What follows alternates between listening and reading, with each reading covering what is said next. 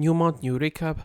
Welcome people to Kpop Talks, where we talk about K-pop and a little bit of something else here and there. Today we're gonna do a nice recap of the best and the worst songs that came out in this month of September 2021. And let's just get right into it without wasting too much time with Fromis9, Talk and Talk. I personally enjoy this track from Fromis9. I feel like Fromis9 has become one of these very stable groups in K-pop where I know that overall they're always gonna release pretty much quality music, and they're not really gonna do a lot of variation from one year to the others and style to the other. I know one day they'll completely change their style, similar to what A-Pink and Mamamoo and these groups did. But as of now, I'm enjoying this song. It's fun. Again, I love the production. I think the chorus is actually pretty cool. And yeah, I wouldn't say it's one of my favorite songs of the month as of now, but it's definitely on the better side of things. Then we have I Am with Loop, which is from this Bavers studio, which I assume it's his studio. Because there's a lot of content that is made by him, so I don't know if it's his studio or a studio that he's working with, but this song is really good. I've said that I Am has grown a lot as an artist. I've enjoyed this definitely more than the stuff he has done before, and I think that the thing that really impresses me about this track specifically is how I Am seems to be in a very good space in terms of productions, lyrics. Also his vocals sound really good. He seems to be matured a lot as an artist, in my opinion, and there's a lot of nice little documentaries with him and other idols that talk about their careers and the difficulties, which I think are very good. And hear him speak about his thought process, about his art, has been very good. And I think for a lot of maybe younger artists can be very inspiring, in my opinion, because for a guy that started pretty much at the top in his career, it's interesting to see how he views himself as an artist in the space. I think it's very, very interesting. Next we have Kairos with No Limit. I like this track quite a bit. I've never heard of this group, honestly, until recently, and this song is pretty sick, actually. I think the chorus is very fun, and this is a classic example of a song that you can make a more of a banger style track without sounding too repetitive or too samey, and I think this track does it relatively well. The vocals are very good, actually. I think if there's one thing you can really notice on this track is the quality of the vocals. It's rare to listen to a K-pop song and be impressed, in my opinion, but in this case you can't leave, in my opinion, not impressed by the quality of the vocals by the guys. Pretty good song, and I'm curious to see what they're gonna do in the future. Next, in my opinion, the best song of September, which is LEAH, Savior featuring BI. It's great to see LEAH being an AOMG now, free from the YG chains, where she was in that weird loop of never releasing music. The contract situation must have been very weird, for whatever reason, because Akmu releases music every time they want, pretty much, and even Somi now seems to be pretty consistent, so it seems there was a lot of weird things going on behind the scenes. This song is incredible. The lyrics are really good. It's heartfelt. It's about two friends that are now going through a lot of shit, specifically BI, who recently has been has been sentenced to 4 years of probation, which I think it's pretty fucking silly, but Korea in that sense still lives with these very harsh drugs laws and everything, and I feel kind of bad for BI. Also Ilhoon has gotten also a similar sentence. It's also crazy to see how these guys, who pretty much been ratted out by friends or like situation moments for either one apparently doing some drugs, we don't know what type, because it's never really been specified what type of drugs BI really did, because he never turned positive in any of the situation he was caught, apparently, but it is what it is. But talking about the song, which is more important, I think seeing how much of evolution as an artist BI has went through, and remember when I said this in the past, that I thought that iKON losing BI was gonna hurt them in the short run, in terms of quality of music. Even though I think now iKON is coming back to making pretty good music, BI, you can clearly see what he added to that group. From this only feature you can see it, and I think from his album specifically you can even hear it more. One of the best tracks of the year, in my opinion. Great vocals, very heartfelt, and this is what I love about K-pop, and I hope K-pop tries to understand more of what LEAH does and do it in their own way, because we all love bangers, but what draws us to K-pop originally was the different style that they brought to the table compared to other styles of pop around the world. Next we have Ace with Changer. It's a cool track. I would say it's definitely one on the side of one of the worst in my opinion, because even though I think the chorus itself is cool, the rest of the song is pretty forgettable. Not a fan of the rap side of this track as well. So yeah, I think it's one of the worst songs unfortunately of this month. Next we have again one of the best songs of the month, which is B2B with Outsider. It's great especially to see how much love they're getting in terms of views, in terms of support in that sense. I think it's really nice to see, as a guy who's been a B2B fan pretty much for, you know, almost 7 years now actually. Yeah, it's been 7 years. It's pretty crazy. 6-7 years. So has been somebody who's been a fan for this long, and to them being my number one group, to see that they've again reached new heights in terms of popularity, specifically with the Western audiences, makes me really good. Really happy, and makes me really happy to see that people understand how good they are. In my opinion, finally, specifically with Western audience, because you know B2B has always been big in Korea. I mean, they used to win like music shows even when some of the biggest groups used to have comebacks. This shows you how big they are in their own region, but they never really was able to translate for one reason or another with the Western audience, similar to what Mamamoo did, even though Mamamoo is the female version of B2B in my opinion in many ways, even though they have their own stylistical differences obviously. But this song is fun.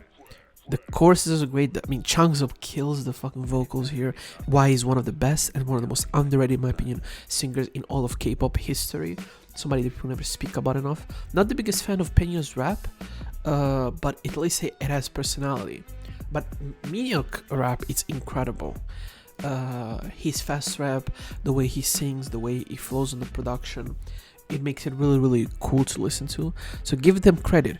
B2B is back again to be one of the, in my opinion, one of the most consistent groups in the history of K-pop, and finally they're getting more recognition also in the West, which, you know, after what, almost 10 years, I think, you know, it was due that it would have happened. Next we have Key with Hate That featuring Taeyeon. When I heard this song the first time, I wasn't the biggest fan of it. I remember I thought it's okay, but it grew on me a lot, especially the chorus, and I think Taeyeon does a very good job. She adds that very nice little flavor to the song. She's not overbearing. She doesn't try to make it seem like it's her own track. She adds what it needs to be added. Even though I enjoy this track more, it's definitely on the positive side of things this month, but I ain't really like going crazy for it even now, but it's a good track, I have to admit that. Next we have MCNT with Moving. I really like this track. I think it's been some time that I've enjoyed an MCNT track again. Pretty much it's been like 6 months, 8 months. And yeah, it's a good track. Again, I think that MCNT should try to start seeing things a little bit outside of the box, because they're sounding a little bit too repetitive in my opinion. In the last again year or so, they've been sounding very samey, but hopefully next year will be the year that they again go to another level. Next we have Pretty G, Hola Hola. Pretty G, never heard of them. This song is really good actually. It's fun, it's cute, it's bubbly, the chorus is catchy as fuck, and for a group that I didn't know about them, this song's pretty well done. You know, it's tasteful, the girls do a good job singing, you know, and again, it does what it's supposed to do, and I really like that about it. And I think this month there was a lot of artists that maybe are smaller, people don't listen to, that I think have been really good. Next we have WAO, which I don't know what it stands for actually, I haven't searched, but the song is called Dizzy, and this song is pretty good in my opinion. You know, I wouldn't say it's like anything crazy, but coming from a smaller, you know, K-pop group and K-pop company, you have to give credit, because a lot of the times this type of companies tend to again give their groups low quality MVs, low quality productions, but I think this company is really investing well in their group, and you can clearly see this not only on Dizzy, which I thought was okay, but specifically on My Way, which is a really good track, and it shows the talent of the guys, the talent of the team, the people behind it, that they truly believe in this and they truly approaching it as a step-by-step thing. They're not trying to force, you know, the growth of the group and overspend money and then tell you how much of a waste of money and then after a year disbanding them. No, great job by this company and great job by YO, that it stands for We Are The One, which it's a cool, you know, acronym in my opinion. But yeah, definitely check them out, one of the rookies of the year in my opinion. Then we have Dyne with No Filter. I'm not the biggest fan of this track. The only reason why I think this track deserves to be noted is the chorus. But apart from that, I think it's pretty mediocre. In fact, I don't like the way she sings on this at all. It doesn't really add anything interesting, but cool anyway. Next we have DPR Live with Summer Tights. I like the production. I don't mind the vocals by him, even though I'm not the biggest fan of how he sounds. He tries, I think, to strain his voice a little bit too much. I have to say, the lyrics are pretty cringy. Summer Tights? Am I your type? Come on, bro. Like, you've done way better in the past. And you've done, molasses, like, very, like, sweet, overly sweet lyrics in the past, but I feel like you've really outdone yourself with the cringe here.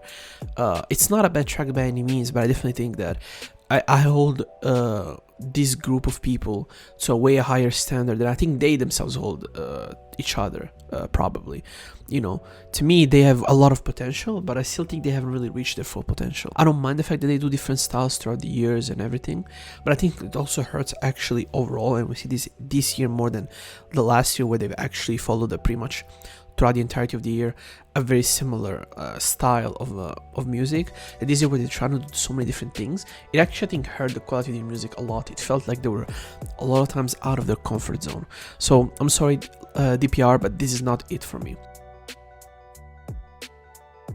Next, you have one of the best Korean hip-hop tracks of the year, Nafla, Run featuring Justice. The beat is sick, Nafla kills it, Justice adds one of the best verses of the year. And again, it shows again why Nafla Groovlin stole him.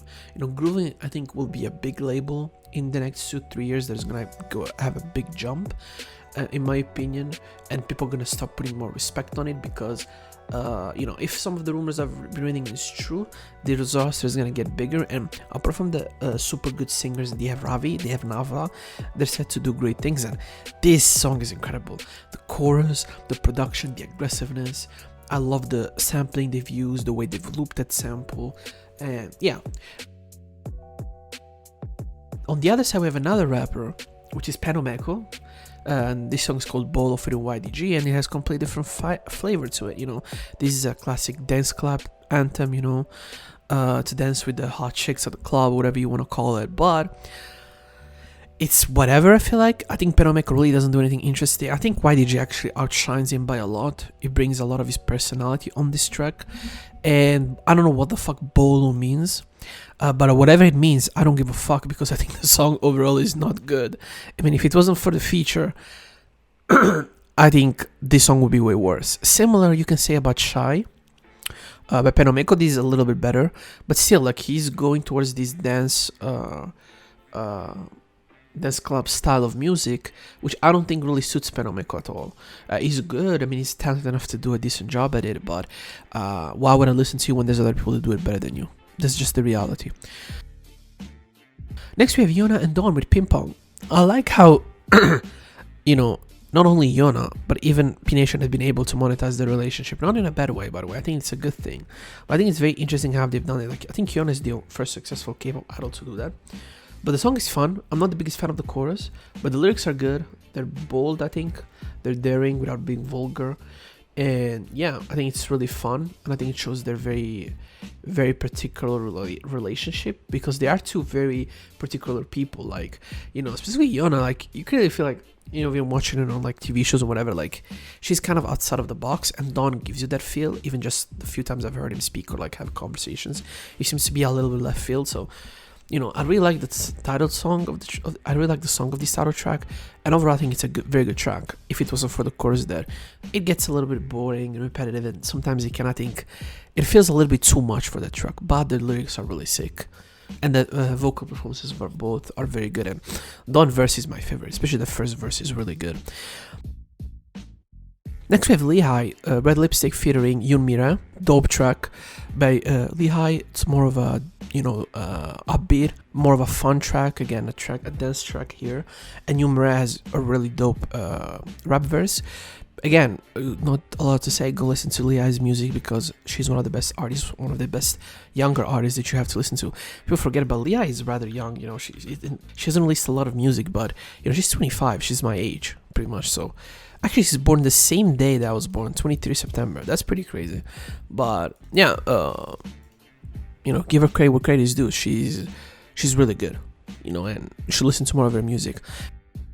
Next we have LEAH with Not Friends, which is I forgot the. Okay, so it's Eve, Jinso, Kim Leap, and Heejin singing Not Friends. I really like this song. Dope vocals, dope production, dope chorus. I love the meaning of this song a lot, and I like seeing LEAH do more of this style of music with this type of. I don't know why this group doesn't have a unit, and why they're not using their unit names anyway. Like, this is why I remember when people were saying, "No, these unit things is because they're gonna come back." The units haven't really came back since they've really debuted as a whole, so I hope they bring them back. It's a little bit easier to remember who they are, in my opinion. But apart from that, the song is really good. I definitely enjoyed it way more than the recent stuff. It's not because the recent stuff is bad or anything, but this is the type of thing I would expect from LEAH, this type of quality. And I hope I can keep getting this quality in the future, in the next year or so. I don't know if they dropped an EP this year or something like this. If they did, I still have to listen to it. But regardless, I think it's a very good track, one of the best tracks of the month, pretty easily, I would say. Next we have Luminous Run, one of the rookies of the year that people have been expecting, and this song is fucking big. Like, it already has 10 million views in the span of like 20 days. There's 2,000 dislikes. I don't know why out of 20,000 likes. I haven't really been following, but I assume some of the people in this group are like probably like idols in another group, or probably there was some like small scandal or whatnot. But I mean, apart from that, I was trying to think like, I was looking at people's age here. It's not like they're like super like. I mean, they're a 4-member group, right? Originally, there were supposed to be 6, but 2 of them left during like mid-year this year or a year ago. I don't remember. But regardless, like they're like super young. I mean, 2 of them are 21 or about to turn 21, and one is 22 and the other is 23. So it's not like they're a super young group. But this song is really good. I have to be honest, like I'm really impressed by a rookie by a rookie song, but this song is really good. It's rare to listen to a song and feel like these guys are mature, and these guys are mature artists. You can clearly feel it in the way they perform. Okay guys, so I did my research. On the group, and the leader was on Produce 101, so that's probably why he gets dislikes, and probably they also got these like a couple of members left kind of like unknownly, but the rest of the group I think does a pretty good job. And I think, again, like I said, this is one of the best songs of the year in my opinion already. I think it's one of the best rookie songs in some times, and the rapping is sick, the vocals are really good, the transitions from one guy or another are done very, very well. And I like how this song compared to a lot of other K-pop songs, that today the trend is to go to 1,000, right? The songs have to be very high BPM, like 150, 180. They go completely opposite side. It's not like a melodramatic song or anything, but even if it's supposed to be a banger, it takes more of its own time. It doesn't go too fast. You're able to enjoy it more, to understand where the guys are going, and the production is not overbearing, which is a problem with a lot of this style of K-pop, where a lot of times the production is overbearing to the point you just can't really enjoy the track as much as you wish you would. So again, one of the best tracks of the year and one of the best rookie songs of the year, in my opinion. I think it's simply one of the best rookie songs of the year, in my opinion, and one of the best tracks of the year. I really like it. Very different from what we heard in this past year by a lot of groups. Everybody's going super fast with this very high BPM tracks, while they go completely different. The song is smoother, slower, and there's time to really appreciate every member more. Really, really good. But on the contrast, we have a song by MEGAMAX called Painted and Love. And I don't like this track. I think this track is very basic. It sounds like a throwaway song from any other K-pop group on an album. So yeah, one of the worst songs of the month. Next we have OMEGA, What's Going On, another rookie group. I don't know, I'm not the biggest fan of this track, honestly. 3 minutes. Like 3 minutes of 26, it feels like it's like 6-7 minutes, Like Luminous track is longer, but it flows way better. And again, the problem with OMEGA is compared to Luminous, because they're the two groups, the bigger rookie groups of this month, is it just doesn't feel like anything special. It feels like a good song, like with some potential, but to me, like, they are not as good as Luminous, and I'm curious to see what they're gonna do in the future, because there is some potential there, I think, to really do something big, but I think it's held back by the production decisions and stylistical decisions of the company. The rapping is good though. Next we have Purple Kiss with Zombie. I really like this track. It's fun, it's quirky, it's silly, but it's really fun, and the chorus is really good. There's nothing really more to say. Purple Kiss is one of my favorite groups from this newer generation, and I'm really curious to see what they're gonna do, you know, in the future, because as good as they are, they will eventually, I think, drop a really good project. I feel it.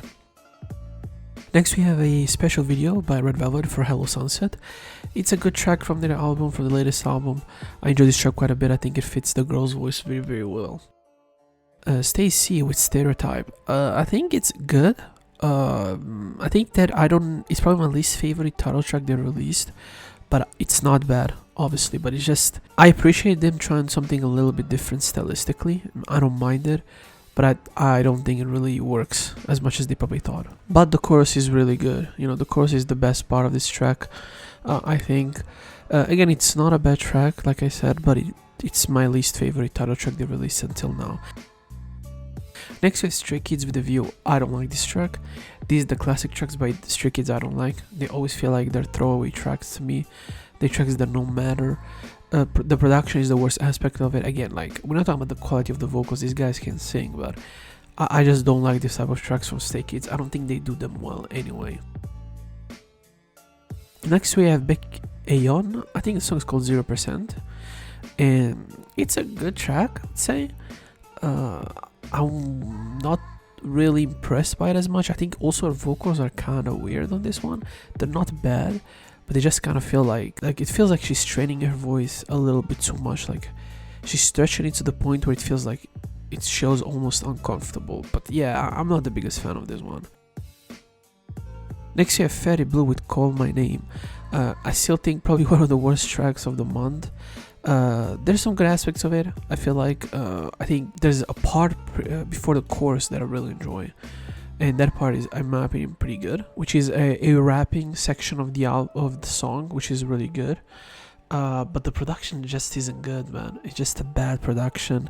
The vocals are very mediocre, and the chorus is just really hurts your head. I'm sorry to say it, but it's true. I hate to, to take to be this aggressive towards smaller groups, but this is not it. And to end this first part of the pretty much of September, we have Nafla with Moptang. Again, what am I supposed to say? Nafla probably dropped one of the best hip-hop albums of the year.